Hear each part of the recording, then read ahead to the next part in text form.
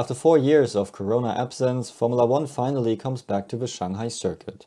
And that's going to be an interesting race weekend, because teams only have very old data of the track changes over time, and on top of all that, it's the first sprint weekend in 2024. That means teams have even less time to prepare their cars, and there is a lot of room for errors. The Shanghai track is a very special race circuit. It was designed by the German racetrack designer Hermann Tilke, like so many other tracks, and opened in 2004.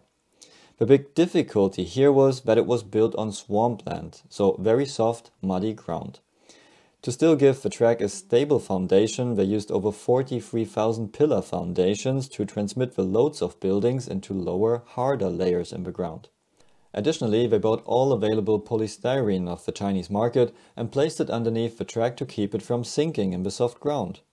To keep the track clear of rainwater, they built many lakes around the track which fill when it's raining.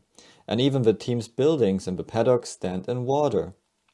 The 5.5 kilometer long track has the shape of the Chinese letter Shang, so the first letter of Shanghai. Because of that shape, and also because it was the desired characteristic of F1 tracks at the time, Shanghai has mostly long straights and low-speed corners. That means hard braking zones, which should allow cars to overtake more easily. But it also creates the issue that tires are cooling down a lot on the straights, and then stressed a lot in the braking zones and tight corners. That creates graining on the tires. So the tire core cools down and gets hard and unflexible on the straights, and then the tire surface gets very hot in the tight corners, and eventually peels off.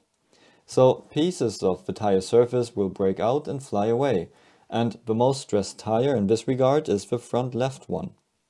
Teams who stress their tires very little could get into this problem, while teams like Ferrari, who keep temperature in their tires for a bit longer, could have an advantage here.